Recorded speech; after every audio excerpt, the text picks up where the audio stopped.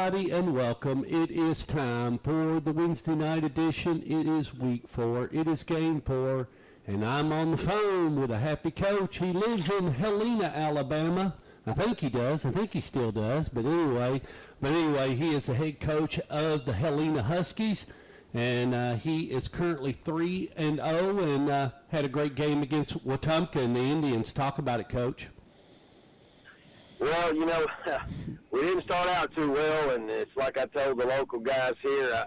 I think, a lot of that can be contributed to we were still battling the back end of a lot of COVID sickness and then quarantining and just not having a lot of guys at practice on the same days. I mean, all of last week we didn't have the same five offensive linemen there any given day except for our walkthrough on Friday morning. So we struggled the first half, but our defense absolutely played lights out.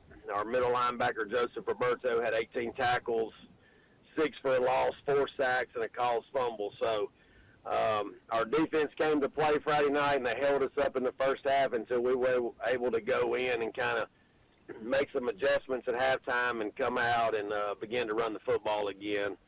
Wetumpka is a very good team. They're athletic, and our guys were able to stay the course and end up getting a 20-10 win.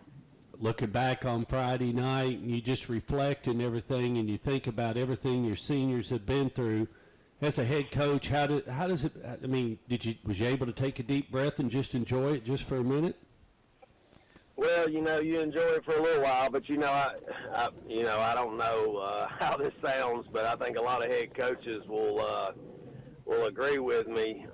Sometimes, people think you celebrate a win, but a lot of times it's just a relief, to get the win for your community and the kids to play well, and you don't celebrate it too long because that film is waiting in huddle for you to get ready for the next one, and it's all about what have you done for me lately, and that's what we told our kids this week.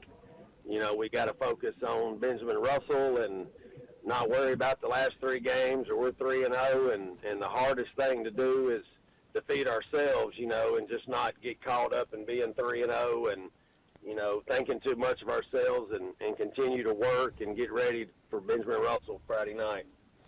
When you look at Benjamin Russell and you start to think about them as a football team, what jumps out at you on film? Well, I mean, they're just like just about every other team we play in 6A. They're athletic, they're big, they're fast, they're physical. They are 0-3, but they have played a tremendous schedule. They've played Huffman out of Birmingham, Clay Central, who won a state title 2 years ago, and then they played Stanhope Elmore in our region last week, who's one of the top teams in our region. So, they have a new coach, and Aubrey Blackwell is a friend of mine, came over from Montgomery Catholic, and I know they're itching, to get their first win. So, we've got to be leery of that. They're hungry, and, we're sitting here 3-0 and got ranked in the top 10 this week. And we have a huge rival game next week with Pelham. So, there's a lot of things stacked against us if we allow it to be. So, that's why I go back to say, hey, all we can worry about is playing Ben Russell and not worry about the rest of it. Is that what scares you the most? Is your team getting complacent, or your team getting overconfident, or what are you scared of? Yeah, Stork, I think so. We're a young team in a lot of positions. Our Mike Backer, who has really led our defense, is a sophomore. Our tailback, who's having a great season, is a sophomore. Our starting center is a sophomore. So, what worries me most is, we get complacent, and the season, is a marathon and not a sprint. So I think what worries me most of going into this week is us getting complacent and, turning the ball over a couple times early, and we've got some kids that are banged up. We're going into week 4.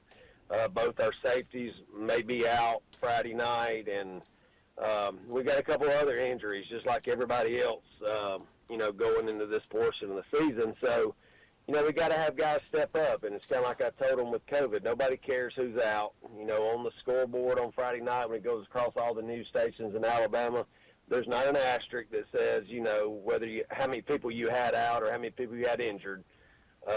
So we just got to play. And, yeah, I think complacency is the biggest thing, and maturity with our ball team is what worries me the most right now. Any guys you'd like to mention at this point in time as you start to think about some of those Husky players that are doing a pretty good job, just to give a little shout out to some of those guys that have done really well? Well, I mean, every game it's a different side of the ball or a different kid. I really wouldn't want to single out any, individual. It's like last week our defense just played unbelievable. And if it wasn't for that unit, we wouldn't have won the game because we did not play very well as a unit on offense. Our offensive line is a new group of kids with maybe one or two guys back that had some playing time last year. We've got an ex-linebacker at guard. So for us to be 3-0, I'm proud of that unit. I think they've got a long way to go, and they've got to mature and get more snaps together.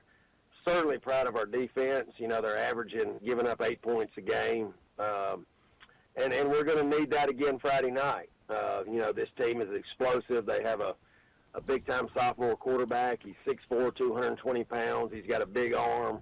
And they're going to test our secondary, which we've got a couple guys out. So, our defense is going to have to rise up again in our offensive line, and our offense needs to do a better job in the first half this week for us to get another win. It says it's Coach Blackwell. Have you gone against him before?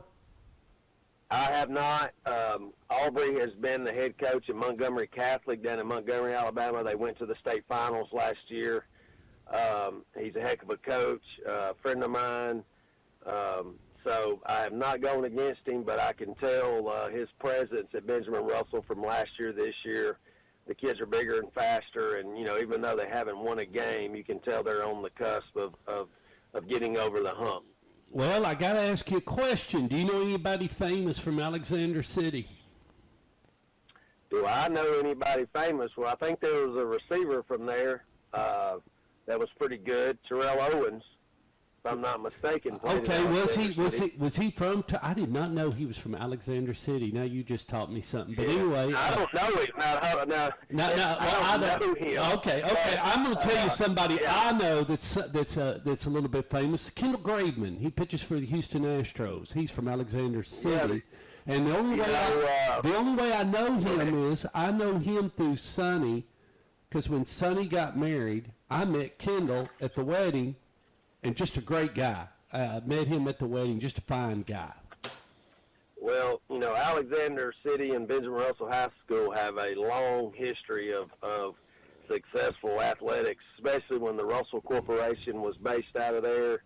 It's a little different now that they've kind of closed up shop there in Alex City. But, between him and Terrell Owens, they have a very prideful history in football. In Alex City, their stadium is unbelievable, and football is very much on the forefront in that city. So, they have pride in playing for their high school, for their community, and we know that coming in. Coach, we've enjoyed you. We're going to be off next week. I have to be in North Carolina, but I can't thank you enough. I hope you've enjoyed being on the show so far and whatnot, and we've enjoyed having you. And we wish you the best of luck Friday night against Benjamin Russell. And as always, go Huskies. Stuart, we appreciate what you do for high school football, whether it be in Tennessee or Alabama, just promoting the kids and the great sport of football. And thank you, and have a safe trip, and go Huskies. All righty, we'll see you in 2 weeks, Coach. Yes, sir. All right.